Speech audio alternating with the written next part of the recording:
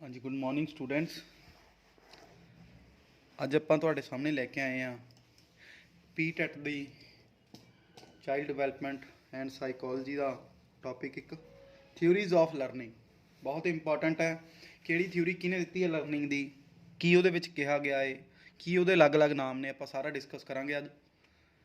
तो वीडियो अगर वधिया लगे तो उन्होंने शेयर जरूर करियो, लाइक करियो, कमेंट करियो तो चैनल नूं सबसक्राइब जरूर करियो। सब तो पहला क्वेश्चन, गैगने ने किन्ने तरह की लर्निंग दसी है? टोटल 8 तरह की ये पूछा जा सकता। फिर आ गया जी सब तो पहला trial and error theory. Trial and error की होंगी है? यतन अते भुल सिद्धांत। ये जी थ्योरी है थॉर्नडाइक ने दी सी 1898 इनू theory of pleasure pain stimulus response SR theory भी कहते हैं, इनू बॉन्ड थ्योरी ऑफ लर्निंग भी कहा जाता है। SR बहुत इंपॉर्टेंट नाम है। SR stimulus response. एक्सपैरीमेंट किहदे कीता उन्हें?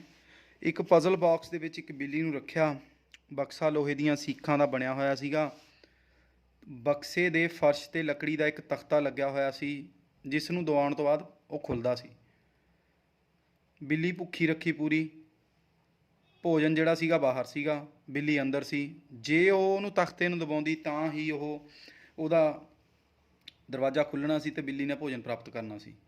बिल्ली ने कई बार इदां ही असफलता ਦਾ ਮੂੰਹ देखा, बार बार जाती सी उतों जिहड़ा तख्ते का जिहड़ा फट्टा है वो नहीं दब्बिया जा रहा सी।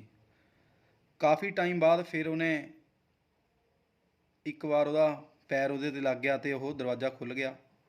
फिर यह एक्सपैरीमेंट कई बार किया, हर बार पहला नालों घट समा लग्या। ये सीगा जिहड़ा experiment trial and error theory Thorndike ने किया सीगा। ਇਹਦੇ ਵਿੱਚ ਜਿਹੜਾ ਮੋਟਿਵ ਕੀ ਸੀਗਾ? ਮੋਟਿਵ ਬਿੱਲੀ ਦੀ ਭੁੱਖ, ਇਹ ਯਾਦ ਰੱਖਣਾ। ਅਗਲਾ ਆ ਗਿਆ insight theory of learning. Learning ਬਾय insight ਆ ਤਿੰਨ ਜਿਹੜੇ ਸਾਈਕੋਲੋਜਿਸਟ ਨੇ ਇਹਨਾਂ ਦੁਆਰਾ ਦਿੱਤੀ ਗਈ ਹੈ। ਕੋਹਲਰ ਜਿਹੜਾ ਹੈ, ਕੋਹਲਰ ਦੇ ਨਾਮ ਹੀ ਇਹ ਥਿਊਰੀ ਜਾਂਦੀ ਹੈ insight theory of learning. Main law ਕੀ ਸੀ ਇਹਦਾ? ਇਹ ਯਾਦ ਰੱਖਣਾ। ਮੇਨ ਲਾਅ, ਮੇਨ ਨਿਯਮ ਕੀ ਸੀ ਇਹਦਾ ਥਿਊਰੀ ਦਾ? Whole is more important than sum of its part, ये याद रखना। फिर आ गया जी ये थ्योरी की कहती है। ये थ्योरी दे विच कोहलर ने 2 एक्सपैरीमेंट किए। एक्सपैरीमेंट किए सीगे सुल्तान नाम के चिंपैंजी ते। सुल्तान नूं उन्हें भुखा रखा, कमरे दे विच बंद करता भुखा रख के। कमरे की छत ते केले लमकाते, कमरे दे विच 2 बक्से रखते, एक छोटा तो एक बड़ा। जिहड़ा बड़ा बक्सा लगा के छत तक नहीं पहुँचाया जा सकता सी, अगर उहदे उत्ते छोटा बक्सा रखा जाए तो ही छत तक पहुँचा जा सकता सी। सुल्तान ने काफ़ी कोशिश की, बड़े बक्से ते चढ़ के केले प्राप्त ना कर सकिया। फिर उन्हें सोच समझ के इदां ही जिहड़ा छोटा बक्सा उपर रखा उहदे उत्ते चढ़ के उन्हें केले प्राप्त किए।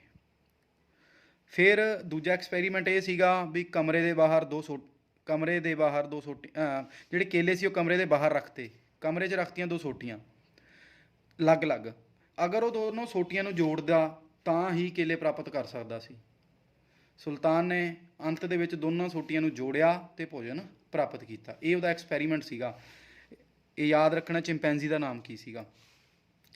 इहदे विच एक आ जांदा इनसाइट।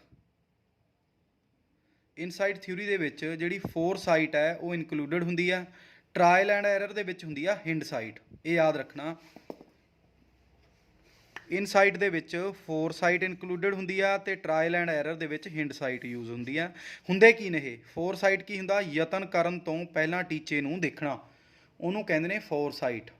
हिंडसाइट की हुंदी है? यतन करन तो बाद देखना कि यतन गलत है जां ठीक। ये याद रखना। फोरसाइट ते हिंडसाइट की हुंदे ने ते किहदे विच वरतों च आउंदे ने।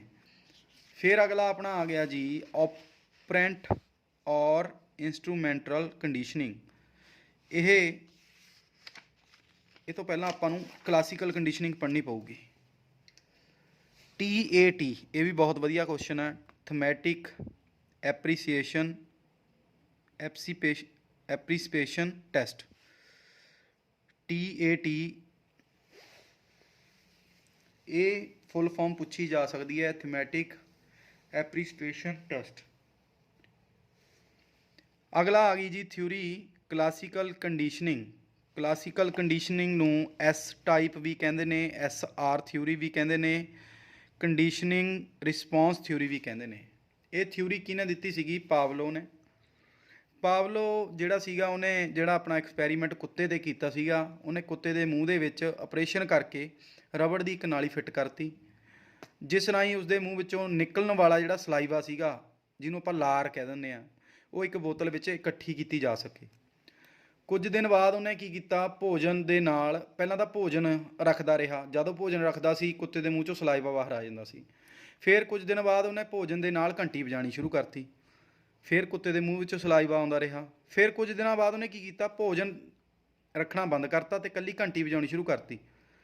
ਇਕੱਲੀ ਘੰਟੀ ਦੀ ਆਵਾਜ਼ ਦੇ ਨਾਲ ਵੀ ਸਲਾਈਵਾ ਜਿਹੜਾ ਇਹ ਬਾਹਰ ਆ ਜਾਂਦਾ ਸੀਗਾ। ਘੰਟੀ ਦੀ ਆਵਾਜ਼ ਦੇ ਨਾਲ ਜਿਹੜਾ ਕੁੱਤਾ ਸੀਗਾ ਕੰਡੀਸ਼ਨਡ ਹੋ ਚੁੱਕਾ ਸੀਗਾ, ਉਹਨੂੰ ਪਤਾ ਸੀਗਾ ਵੀ ਹੁਣ ਮੈਨੂੰ ਭੋਜਨ ਮਿਲੂਗਾ। ਭੋਜਨ ਦੇ ਨਾਲ ਜਿਹੜਾ ਸਲਾਈਵਾ ਹੁੰਦਾ, ਇਹ ਯਾਦ ਰੱਖਣਾ, ਭੋਜਨ ਦੇ ਨਾਲ ਜਿਹੜਾ ਸਲਾਈਵਾ ਨਿਕਲਦਾ ਏ ਉਹਨੂੰ ਕੀ ਕਹਿੰਦੇ ਨੇ? Unconditioned response. ਘੰਟੀ ਦੇ ਵਜਨ ਦੇ ਨਾਲ ਜਿਹੜਾ ਸਲਾਈਵਾ ਬਾਹਰ ਆਉਂਦਾ ਸੀ ਉਹਨੂੰ ਕੰਡੀਸ਼ਨਲਡ ਰਿਸਪੌਂਸ ਕਹਿੰਦੇ ਨੇ। ਦੋ ਤਰ੍ਹਾਂ ਦੇ ਰਿਸਪੌਂਸ ਹੁੰਦੇ ਨੇ।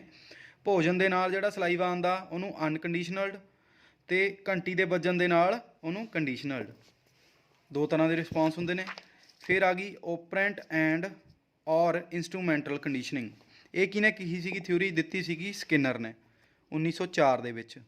ਇਹਨੂੰ ਪਰਫੈਕਟ ਯੂਜ਼ ਆਫ ਰੀਇਨਫੋਰਸਮੈਂਟ ਇਹਦੇ ਵਿੱਚ ਹੋਇਆ ਹੈ।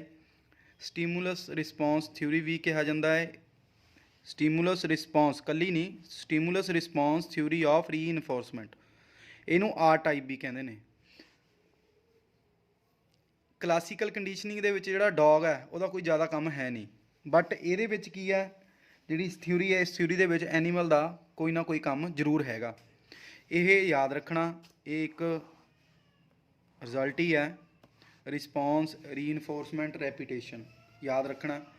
ਇੰਸਟਰੂਮੈਂਟਲ ਕੰਡੀਸ਼ਨਿੰਗ ਦੇ ਵਿੱਚ ਇਹ ਹੁੰਦਾ ਹੈ। ਸਟੀਮੂਲਸ ਅਗਰ ਰਿਸਪੌਂਸ ਤੋਂ ਛੋਟਾ ਹੈ ਤਾਂ ਹੀ ਇਹਨੂੰ ਆਰ ਟਾਈਪ ਥਿਊਰੀ ਕਹਿੰਦੇ ਨੇ, ਇਹ ਯਾਦ ਰੱਖਣਾ। ਜਿਹੜਾ ਫੂਡ ਹੈ ਇਸ ਥਿਊਰੀ ਦੇ ਵਿੱਚ ਉਹ ਰੀਇਨਫੋਰਸਮੈਂਟ ਦਾ ਕੰਮ ਕਰਦਾ ਹੈ। ਇਹਦੇ ਨਾਲ ਜਿਹੜੀ ਇਹ ਕਲਾਸ ਹੈ ਕੰਪਲੀਟ ਹੁੰਦੀ ਹੈ ਥਿਊਰੀਜ਼ ਬਾਰੇ। ਨੈਕਸਟ ਕਲਾਸ ਲੈ ਕੇ ਜਲਦੀ ਆਵਾਂਗੇ।